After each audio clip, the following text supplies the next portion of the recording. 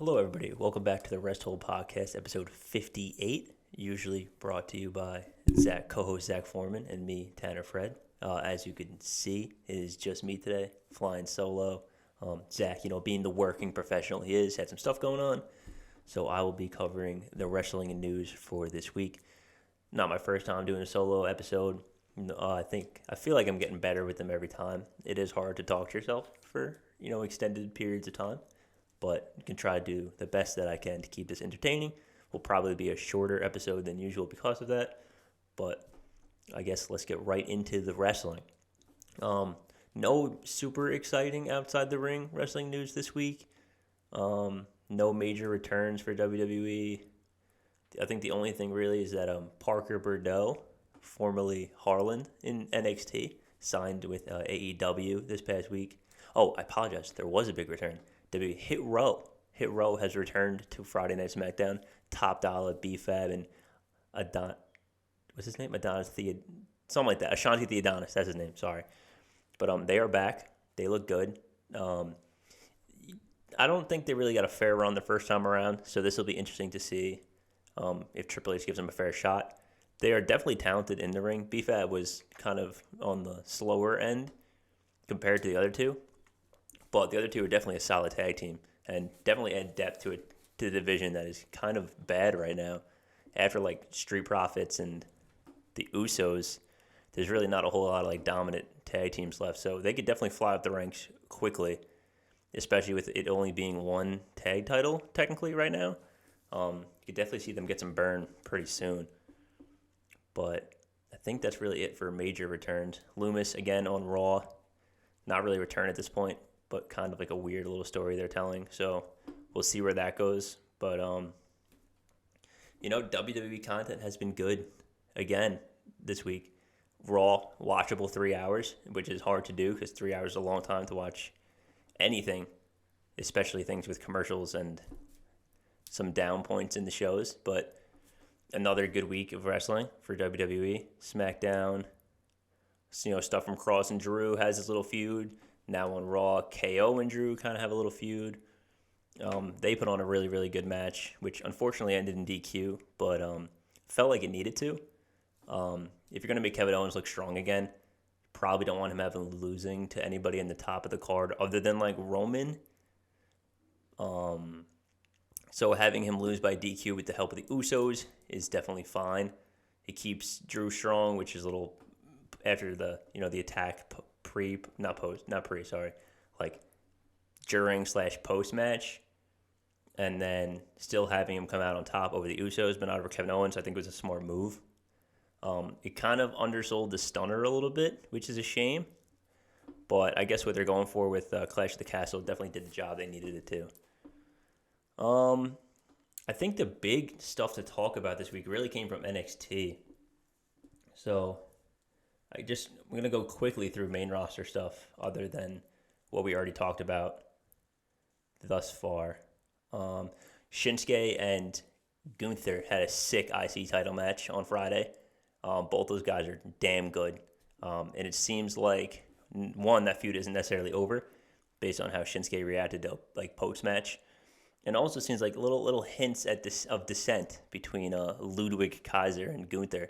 Kind of Ludwig eyeing down that IC title as he handed it back to him. So that is definitely a feud to look forward to in the future when they finally break those two up and let that go moving forward. So that'll be definitely a damn good feud because Ludwig, it's like we talked about last week, Zach and I, Kaiser, a.k.a. Marcel Bartel, is damn good in the ring. His character right now is a little weird, but he is a damn good wrestler. So that'll be exciting once it happens. I think that was really it for the main stuff on SmackDown. Pretty much. Raw, we had another U.S. title match. This time, Bobby Lashley versus AJ Styles. I mean, that's just a recipe for a great match. And it was a really another really good U.S. title match. So that's 2 back-to-back for Bob of sick title defenses against legitimate guys.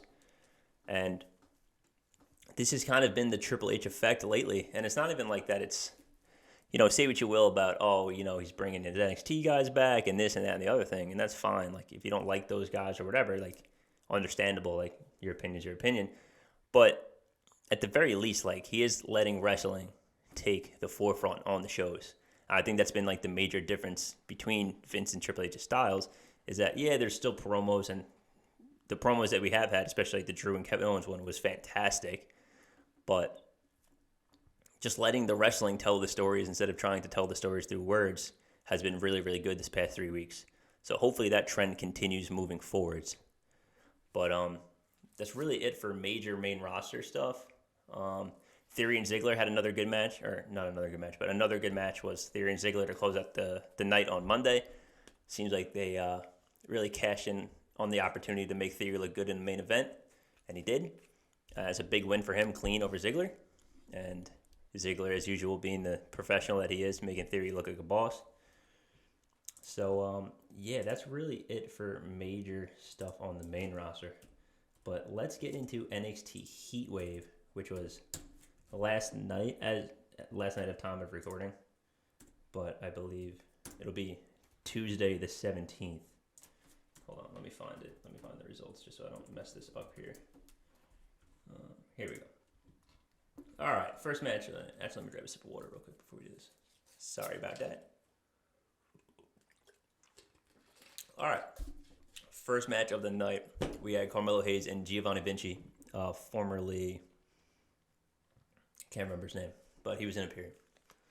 Another damn good match. These two guys needed a little more time to really go. Obviously, Trick helping Melo out here was what we all expected. But, I mean, Vinci and Melo, when they finally go on like an actual PLE, like on a Saturday, they're going to have an insane match because these guys are, one, like stupidly athletic. And Vinci being as strong he is for his size is crazy. So once they finally get a chance to really go, maybe have like a Trick band from ringside or something along those lines where it's just the two of them, they can just, wrestle for 20 minutes, that match is going to be nuts. It seems like Vinci will eventually beat Melo, and Melo will be pulled up.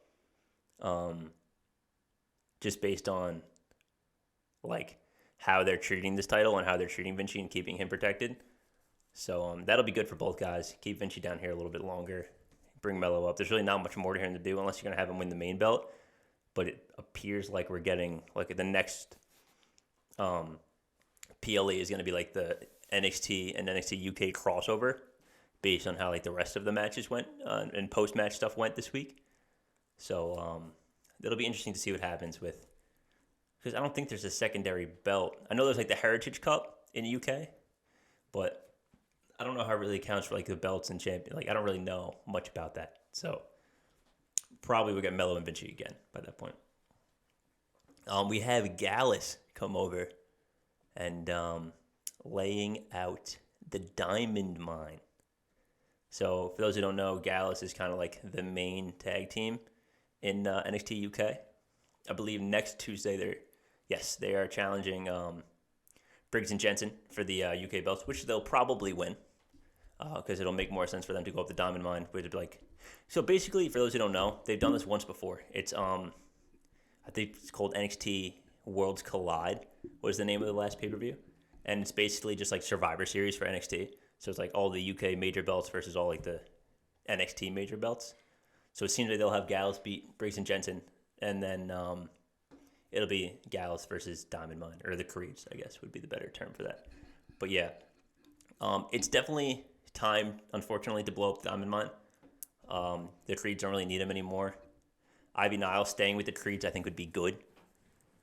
But we'll see what happens with that. But it seems like Roddy's on his way out, whether he's just finishing out this Diamond Mine story or they're refusing to release him. It doesn't seem like his days are long for NXT anymore. So we'll see what happens with that. Then we had the Grudge match between Roxanne. Grudge match. Yeah, I guess technically like the Grudge match between Roxanne Perez and Cora Jade. So this was a weird one because it ended with Cora Jade DDTing Perez onto the black kendo stick and winning, which is fine, but it wasn't a no DQ match. So she kind of just did this right in front of a ref, and the ref just didn't do anything about it, which is kind of bizarre that they just didn't look at the rules or just completely ignored all the rules of this match. So I don't think this is the end because the whole point of like, for those who didn't see the ending, it was kind of like Perez could have used the stick and then didn't because like her morals or whatever, because she's like the good guy. She's like the happy to be here babyface. So this is definitely not the end of the story. They'll have another match, whether it's just it ends on NXT or not. Like, I mean, and by ends on NXT, I mean ends on an NXT show or on like a PLE, like an NXT PLE. But yeah, this feud definitely isn't over. They'll have at least one more match, probably a no DQ at the next point. But yeah, both of them they're pretty good. Like they're both young and they're pretty good. But we'll see what happens. They both need to grow a little bit in the ring, but we'll get there. Then probably match of the night. Street fight. Tony D versus the Emperor Santos Escobar, with Santos leaving NXT if he loses. I believe I predicted Tony D to win this. I think Zach did as well. I'll have to double check on that. But I think we both predicted him to win and Santos to leave NXT. And that's exactly what happened. Tony D won. Tony Legato is now a part of the D'Angelo family. Santos is gone. No more distractions. We'll see what happens moving forward. This is fantastic for Santos, finally getting pulled up, which Zach and I have been saying is going to happen for the last 5 months, and it never happened. But here we are now, finally. Because, I mean, I've been saying this for a while, and Zach has agreed and disagreed at times, depending on who's down there. But I think Santos is the best wrestler in NXT. I think he's been the best wrestler in NXT for a long time. Probably since Adam Cole left. I think Santos has been the best wrestler in NXT. And it's a shame he never got either of the titles. Oh my God. Yeah, he never got the North American or the NXT title. But bring him up. I think you put him right on Raw. No, bring him to SmackDown. Put him on SmackDown. SmackDown needs the depth way more than Raw does. But Santos will be a very welcomed addition to the main roster. It's a shame that Legato's not coming up with him because, I mean, there's not a whole lot for them to do either. Although I don't think they won the tag championships, but they're not coming near that for a while. But this was a fantastic match. Yeah, I mean, that's really it. This was a sick match. Definitely go back and watch this one if you don't have time to watch the full thing. Watch like the full card. Definitely watch this match. This is probably the best match of the night, and it'll be interesting to see what happens with Santos now, moving on to the main roster. Then we had the NXT Women's Championship. We had Mandy Rose and Zoe Stark.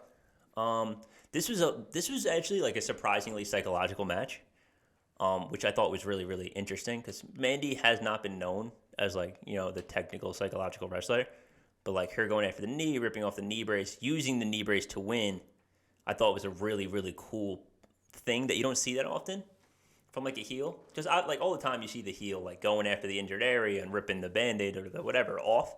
But for Mandy to actually take the knee brace off and then put it on herself and use it for the win, to like with her Shining Wizard or whatever, is like super, super cool. I think that's a really cool spot that is not done. I don't think I've ever seen that. I'm sure it has been done, but I don't think I've ever seen that.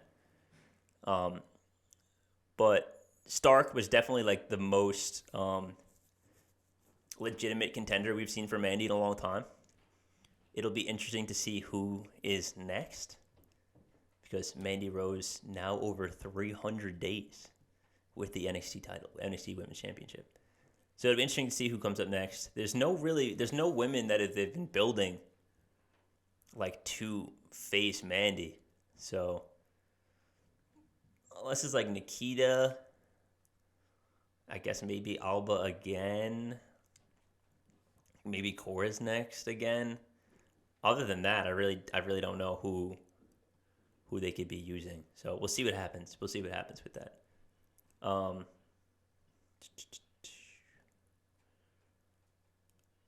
Yeah, I'm sorry. I'm just reading the stuff that happened in between matches. like backstage stuff and everything. Really nothing. We talked about briefly last week about Zoe Stark's finisher, about what a belly to back GTS is. Realize now what it is. Really cool. Really dope move. Really interesting finisher. Not going to be able to do it to everyone, but we'll be able to do it to most women. So really cool finisher. And then the NXT Championship. JD McDonough, Braun Breaker. This was definitely not the match I think it could have been. I think it was definitely a good match, but I definitely don't think it was bad at all. I think it was a good match. It just seemed like they built JD to be more of a legitimate challenger, and it was a little more one-sided. Having JD survive 2 spears was cool. That was really cool. That's surprising to see him really look that strong against Braun. But I think the big thing people are going to talk about is the post-match, which is Tyler Bate coming out and, facing off with Braun Breaker. So for those who don't know, Tyler Bate is the NXT UK champion. So it seems like for that Worlds Collide PLE that they're eventually going to do, it appears, that will be the main event, Braun Breaker and Tyler Bate. Tyler Bate's damn good. I think he's a 2-time NXT UK champion now. I believe he was the first one. If I have this right, it was him and then Pete Dunne, then Gunther/Walter, then it was Dragunov, and now it's Bate again. I could be wrong, but I'm pretty sure that's what it is. But yeah, that match will be fantastic, hopefully.